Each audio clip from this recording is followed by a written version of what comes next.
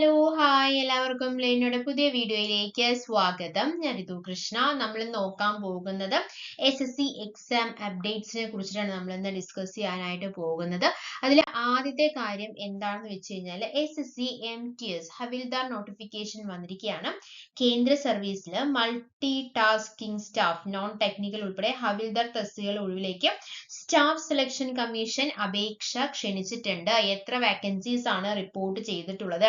1000-ൽ കൂടുതൽ വാക്കൻസീസ് ആണ് റിപ്പോർട്ട് ചെയ്തിട്ടുള്ളത്. There are 1075 vacancies in the central service for the post of multitasking staff non-technical and havildar. അപ്പോൾ കേന്ദ്ര സർവീസിൽ multitasking staff non technical field ഹവിൽദാർ തസ്തികകളിലേക്ക് ഒഴിവില് സ്റ്റാഫ് സെലക്ഷൻ കമ്മീഷൻ അപേക്ഷ ക്ഷണിച്ചിട്ടുണ്ട്.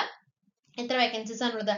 13 vacancies ആണ് ഉള്ളത്. പിന്നെ പറയാനുള്ളത് the number of vacancies in the multitasking staff post will be announced later. MTS ലുള്ള vacancies ടോട്ടൽ vacancies പിന്നീടായിരിക്കും അറിയിക്കുക. കൂടാനാണ് ചാൻസ് കൂടുതൽ കേട്ടോ.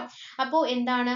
അപ്പോൾ ഗ്രൂപ്പ് സി സോൺ ഗസറ്റഡ് നോൺ മിനിസ്റ്റീരിയൽ തസ്തികയാണ് കേട്ടോ. വിവിധ മന്ത്രാലയങ്ങളിലും വകുപ്പുകളിലും ഓഫീസുകളിലുമായിരിക്കും നിയമനം ഉണ്ടായിരിക്കുക. കേരളത്തിലെ ലാസ്റ്റ് ഗ്രേഡിന് തുല്യമായ ജോലിയാണ് മൾട്ടി ടാസ്കിംഗ് എന്ന് പറയുന്നത്.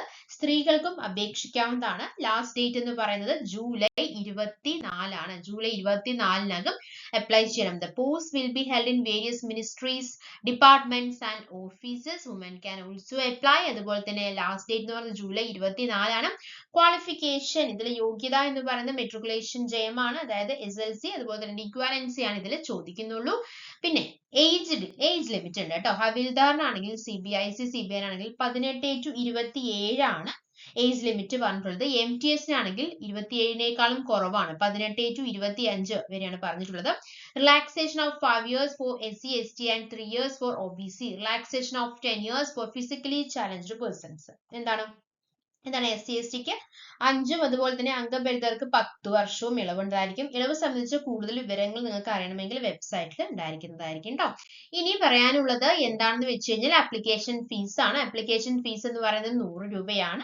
And there is no fee for SC ST PWD except in soldiers and women. അപ്പോൾ സ്ത്രീകൾക്ക്, പട്ടികജാതി വർഗം, ഭിന്നശേഷിക്കാർ, അതുപോലെ തന്നെ വിമുക്ത ഭടന്മാർ, വനിതകൾ എന്നിവർക്ക് ഫീസ് ഉണ്ടായിരിക്കുന്നതല്ല. ജൂലൈ 25 വരെ നിങ്ങൾക്ക് ഓൺലൈൻ ആയിട്ട് ഫീസുകൾ അടയ്ക്കാവുന്നതാണ്. 24 വരെ അപ്ലൈ ചെയ്യാം, 25 വരെ ഓൺലൈൻ ആയിട്ട് ഫീസ് അടയ്ക്കാവുന്നതാണ് കേട്ടോ. Fee can be paid online till July 25. Okay. പിന്നെ പറയാനുള്ളത് ഇതിന്റെ സെലക്ഷൻ എന്ന് പറയുന്നത് കമ്പ്യൂട്ടർ ബേസ്ഡ് എക്സാം ആണ് നടക്കാനായിട്ട് പോകുന്നത്. MTS തസ്തികയിലേക്ക് കമ്പ്യൂട്ടർ അധിഷ്ഠിത പരീക്ഷയാണ് നടക്കാനായിട്ട് പോകുന്നത്. പരീക്ഷാ സിലബസ് സംബന്ധിച്ച വിശദാംശങ്ങൾ വെബ്സൈറ്റിൽ ലഭ്യമാണ്. ഹവിൽദാർ തസ്തികയിലേക്ക് കമ്പ്യൂട്ടർ അധിഷ്ഠിത പരീക്ഷയ്ക്ക് പുറമെ ശാരീരിക ക്ഷമത, ശാരീരിക അളവെടുപ്പ് പരീക്ഷ കൂടി ഉണ്ടായിരിക്കും കേട്ടോ ഹവിൽദാറിന്. In addition to the computer based exam, there is also a physical fitness, physical measurement test for the post of ഹവിൽദാറിന് രണ്ടും ഉണ്ടായിരിക്കുന്നതായിരിക്കും.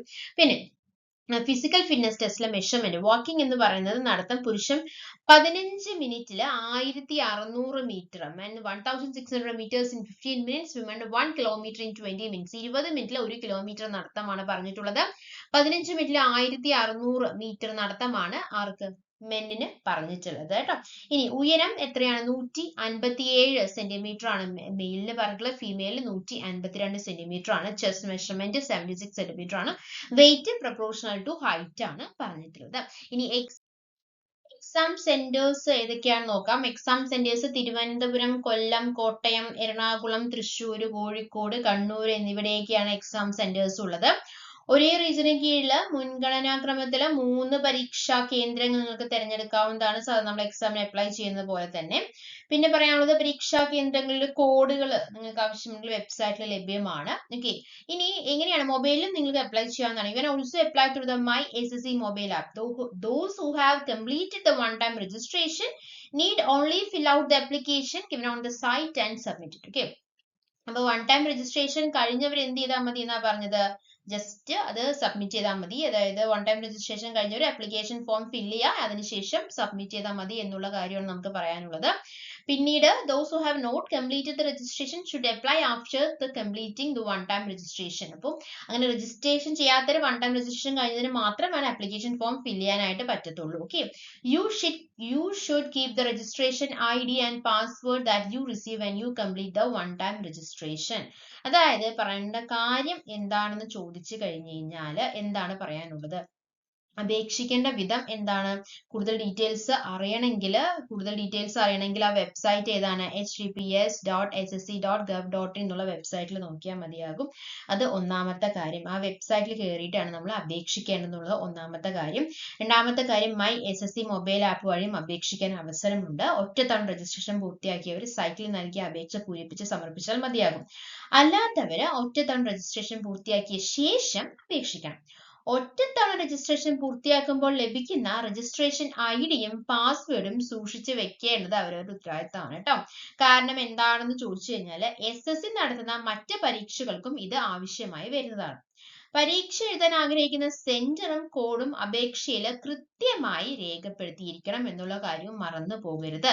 കൂടുതൽ ഡീറ്റെയിൽസ് നിങ്ങൾക്ക് അറിയണമെങ്കിൽ നിങ്ങൾ എന്താണ് ചെയ്യേണ്ടത്, https://ssc.gov.in എന്നുള്ള വെബ്സൈറ്റിൽ നോക്കിയാൽ മതിയാകും. ഓക്കെ അല്ലേ മക്കളെ, ക്ലിയർ അല്ലേ?